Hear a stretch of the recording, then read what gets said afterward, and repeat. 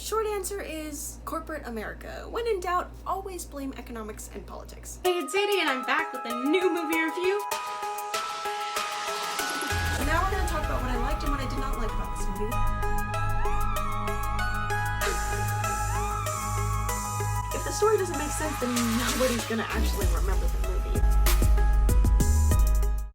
You like the new theme? I do. It was made by somebody very close to me and I'm very proud of what they did and it's super cool, right? Hey, it's Zadie and you're watching Flytte Kartina. I'm taking a bit of a step away from the movie world and then tiptoeing into television town, and honestly it's kind of scary. Let me tell you, it's a weird place. So what I'm going to address today is why TV shows fail. I'm not going to give specific examples and start ranting about different shows that are just completely awful and give them a bad rap. That's not what I'm here to do. It's specifically targeted for American television shows, but there are some Australian TV shows that are also a little bit weird. Again, I will give specific examples without trash talking the shows themselves. Those people worked hard to get their pilots greenlit and produced, and for as many seasons as they ran, those people worked hard to do these things and they got money from it. So that's really all you want from a company to do, is to support your television show or movie or whatever. I'm just making a case for something without offending any major corporations, so let's see who sues me at the end of this video. To start off, TV shows begin like any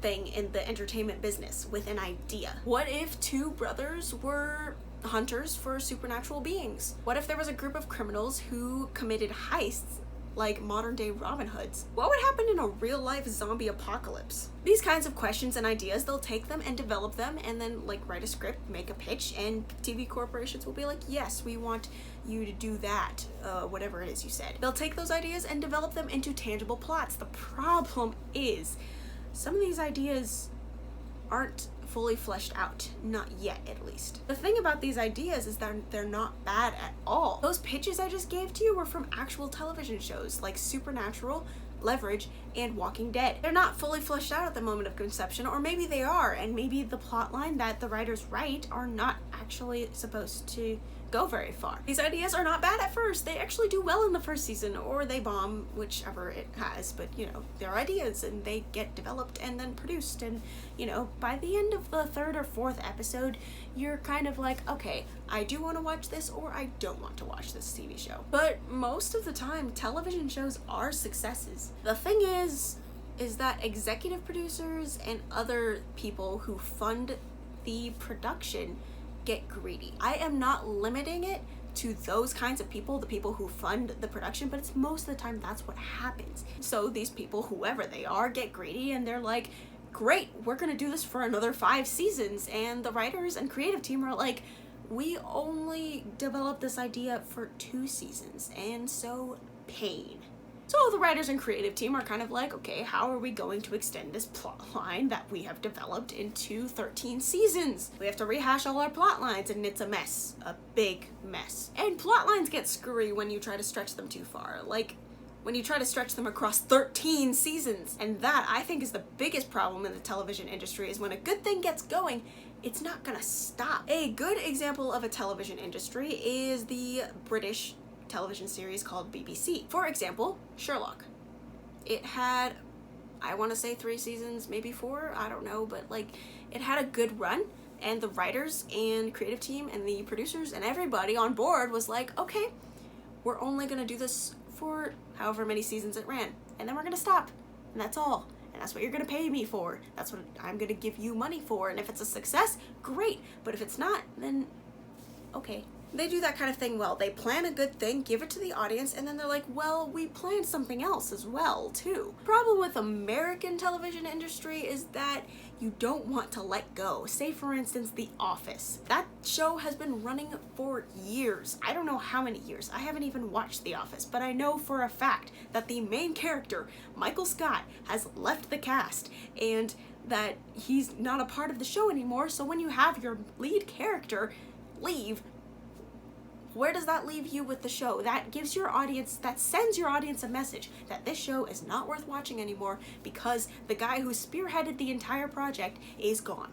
I think another reason why American television fails is because we're producing too much. I don't have cable personally, and that's because I'd rather watch movies and use streaming services that have both television and movies. When I'm watching TV on cable at a friend's house, I'm going through the channels with them, and then once we get to the sports section, we're like, okay, that we've lost all hope, because the sports section after the sports section is the Spanish television, and Spanish soap operas are fun for a while, but then you just kind of get bored after a while, as well as with many soap operas. I'm just saying that as a specific example. There's nothing I have against the sports industry or the Spanish industry of television. But you see all of this stuff on like Sci-Fi and like all of these different channels who have television shows, and you're just like, I'm not interested in any of these things, and because they're on these specific networks, I know it's not going to be very well produced, and it's going to be cheaply made. We're going to have like D-list actors and not even like any good plot,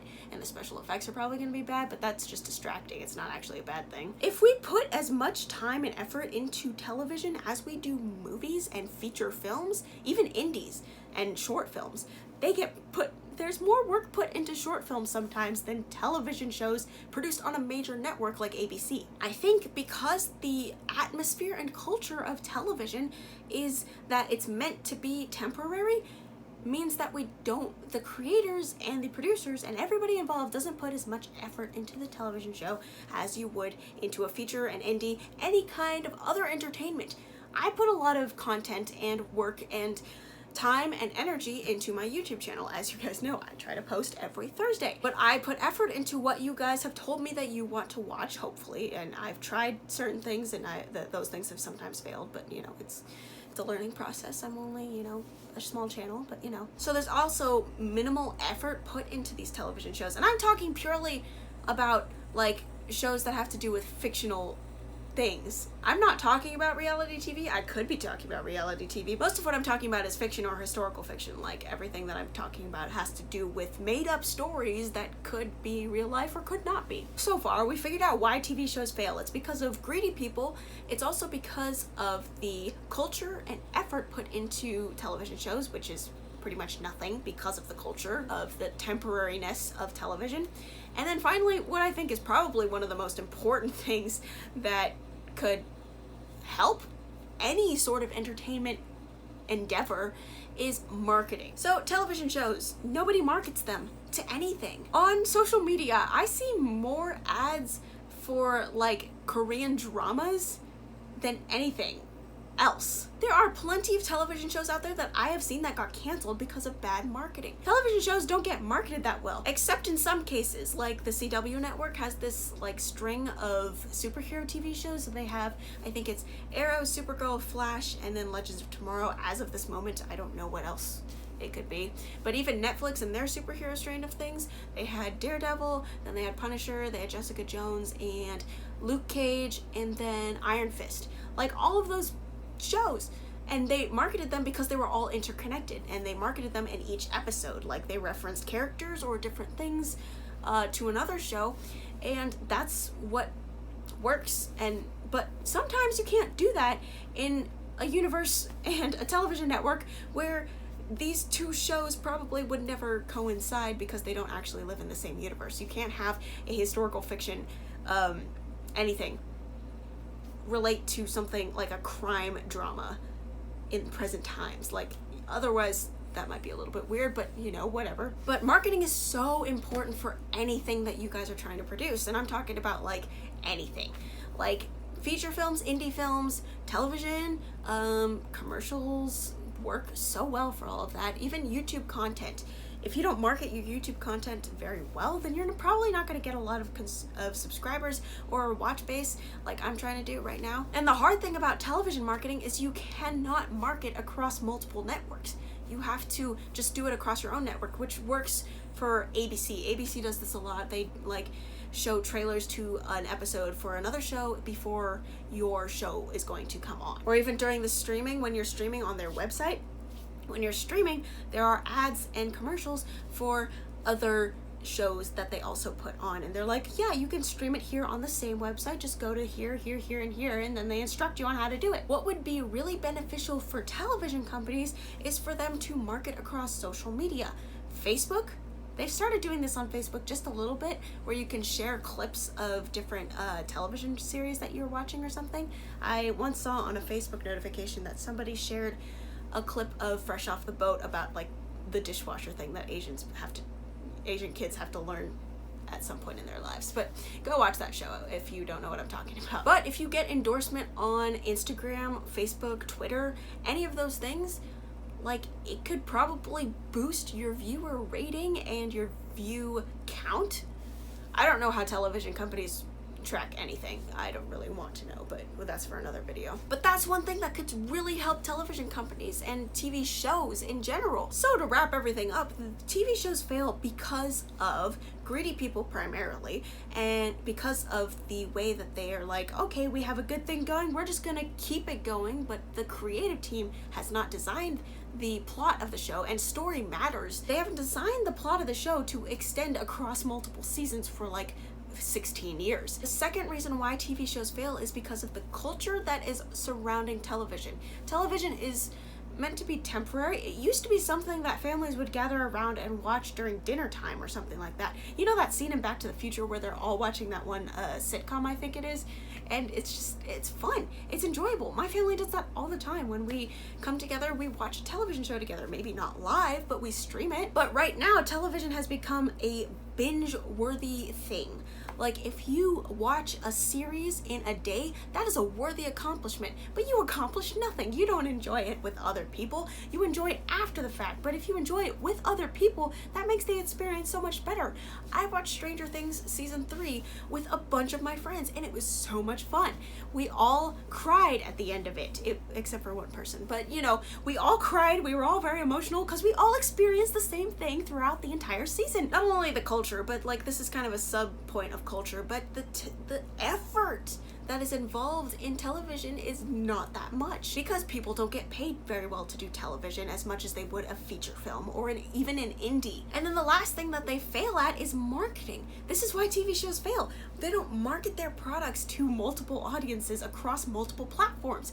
Obviously, this is kind of hard to do. Like, movies can buy TV spots on multiple networks, but if a network wants to market one of their television shows, say if ABC wanted to market on CW, that would just not be okay. CW would be like, no, we are not going to promote your product when we are trying to promote ours. That's not gonna work. Even if you give us a load of money, that's not gonna work. What do you think people will think of our network? But if they market smarter and a little bit better, I've seen billboards for television shows. I've seen actual, I visited the city of Santa Clarita, and they had, like, you know, where real estate people would put their signs on, like, benches, and the TV show was called The Santa Clarita Diet, about a real estate agent. That was clever marketing. I actually really enjoyed that. It's a show about zombies in LA area, LA County, so if you want to see that, go check it out. But whatever, if that's your drift, I don't know. But marketing is so important. That's why TV shows fail all the time. I saw this one show. It was beautifully produced.